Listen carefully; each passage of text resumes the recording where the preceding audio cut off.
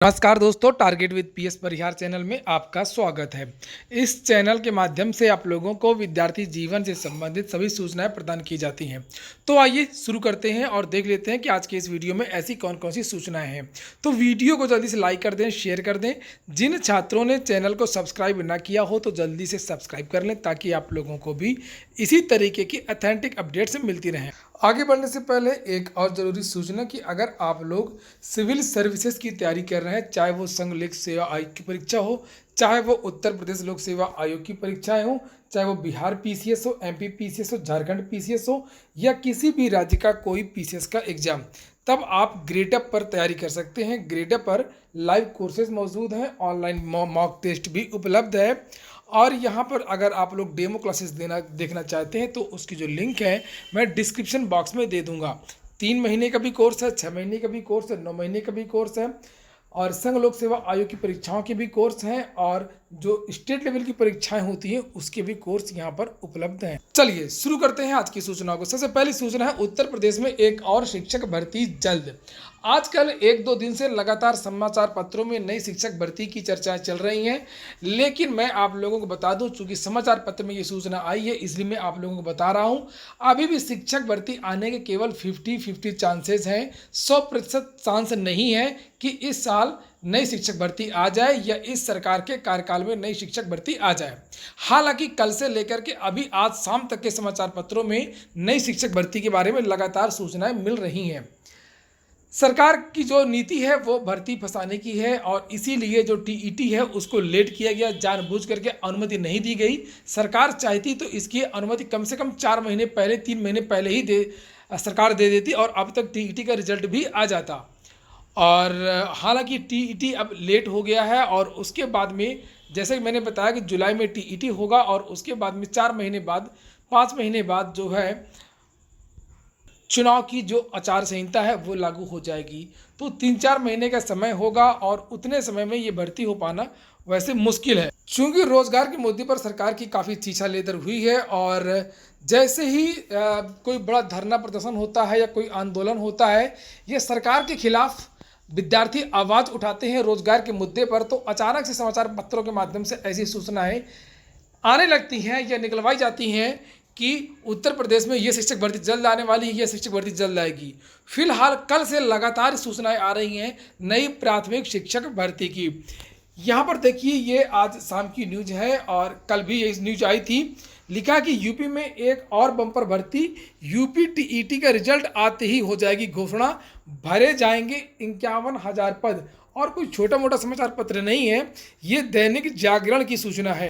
यहाँ पर देखिए नीचे लिखा भी है कि उत्तर प्रदेश शिक्षक पात्रता परीक्षा यूपी टीईटी 2020 कराने का ऐलान बेसिक विभाग ने कर दिया है, और इसे बेसिक शिक्षा के प्राथमिक स्कूलों में नई शिक्षक भर्ती की आहट माना जा रहा। प्राथमिक स्कूलों में 51,112 पद खाली हैं। उत्तर प्रदेश सरकार यह दावा सुप्रीम कोर्ट में पहले ही कर चुकी है। ऐसे में पात्रता परीक्षा के बाद शिक्षक भर्ती होना लगभग तय है। बहुत सारी बातें आज के समाचार पत्र में लिखी हुई हैं। जैसे ही लिखा है कि विधानसभा चुनाव के पहले दिए जाएंगे नियुक्ति पत्र, प्राथमिक स्कूलों की भर्ती दर तय अंतराल में हो रही है, इसके लिए पात्रता परीक्षा कराना जरूरी है। इसलिए जुलाई या फिर अगस्त में शिक्षक भर्ती की घोषणा हो सकती है, ताकि कुछ ही दिनों में लिखित परीक्षा करा करके परिणाम घोषित हो और विधानसभा चुनाव के पहले पहले नियुक्ति पत्र वितरित हों। लिखा है कि डीएलएड के जो प्रशिक्षु हैं वो नौकरी की आस में बैठे हैं, उन्हें नई शिक्षक भर्ती का इंतजार। वहीं पर लिखा हुआ है कि 69,000 और 68,500 शिक्षक भर्ती से बाहर हुए शिक्षा मित्रों को भी नई शिक्षक भर्ती का इंतजार है। इस वीडियो को बनाने का उद्देश्य ये था कि आप लोग अति उत्साह में ना रहें, एकजुट रहें, और सरकार पर लगातार दबाव बनाए रहें। जिस तरीके से प्रयागराज में लगातार दबाव बनाया गया टीजीटी पीजीटी के विज्ञापन को लेकर के, दरोगा भर्ती के विज्ञापन को लेकर के, इसी तरीके से विद्यार्थियों को जो अपनी लड़ाई है नई प्राथमिक शिक्षक भर्ती की वो रोकनी नहीं होगी। चाहे वो ट्विटर अभियान हो, चाहे वो सोशल मीडिया पर किए गए कोई भी अभियान हो, आप लोगों को उसमें एकजुट रहना होगा, तभी ये जो शिक्षक भर्ती है इस साल आ सकती है। नहीं तो अगर चुनाव के पहले पहले आई और ये भर्ती फंस गई, तो अगर सरकार बदलती है तो बदली हुई सरकार जरूर इस भर्ती को जो है रद्द कर देगी, अगर पूरी नहीं हो पाई तो। उसके बाद में अगली सूचना है उत्तर प्रदेश अधीनस्थ सेवा चयन आयोग की। यूपी ट्रिपल एस सी में बहुत सारे विद्यार्थी लगातार ये बात पूछ रहे थे कि सर पीईटी का जो नोटिफिकेशन है वो कब तक आएगा। इसके बारे में मैंने बहुत सारे वीडियोस बनाए हैं और आप लोगों से बताया था कि मार्च के महीने में ही जो इसका नोटिफिकेशन है वो आ जाएगा। तो इसी महीने के अंत में जो है इसका जो नोटिफिकेशन है वो जारी किया जाना है।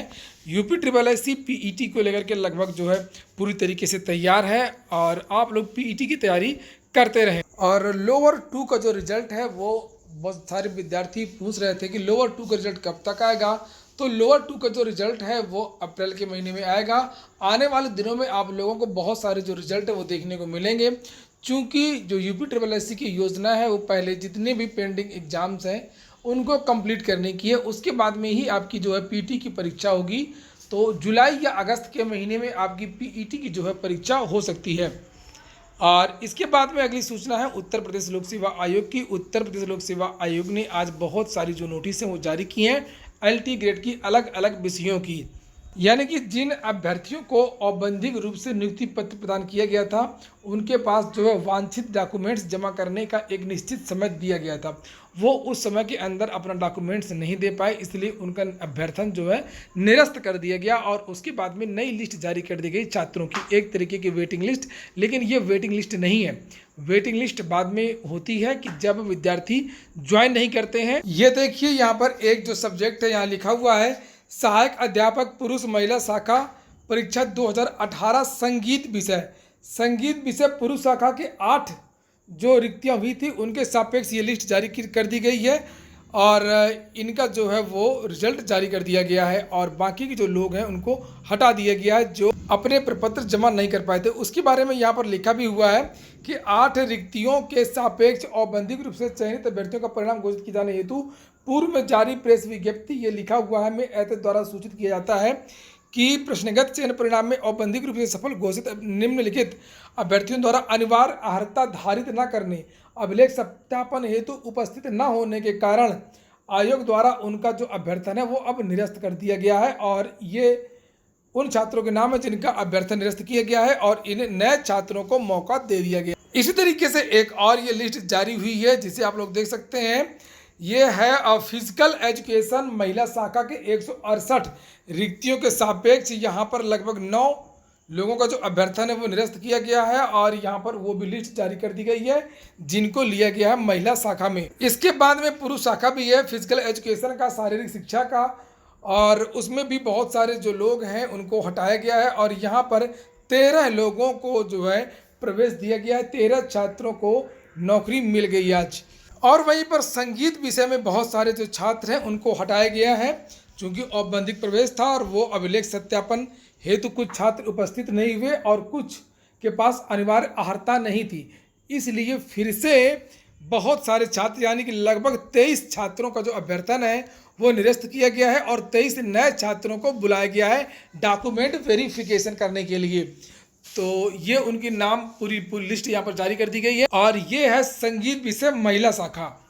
अगली सूचना है देश भर में पुलिस विभाग में 5,31,000 लाख पद खाली हैं और यूपी में खाली पदों की संख्या सबसे ज़्यादा है। चूँकि संसद में डीएमके के सांसद हैं उन्होंने एक प्रश्न पूछा था तो उसमें ये जवाब दिया गया है कि पुलिस विभाग में अलग अलग जो विभाग है, चाहे डिप्टी एसपी का पद हो, इंस्पेक्टर का पद हो या कांस्टेबल का पद हो, इन सब पदों में जो है बहुत भारी रिक्तियां हैं और सबसे ज़्यादा जो रिक्तियां हैं वो उत्तर प्रदेश में है। देखिए लिखा डीएमके के एमपी के एक सवाल के जवाब में गृह राज्य मंत्री जी ने कृष्णा रेड्डी ने देश भर में पुलिस विभाग में खाली पदों की जानकारी दी और उन्होंने बताया कि देश में पुलिस विभाग में करीब 5 लाख से ज़्यादा पद खाली हैं। इनमें से सबसे अधिक पद उत्तर प्रदेश में पुलिस के खाली हैं।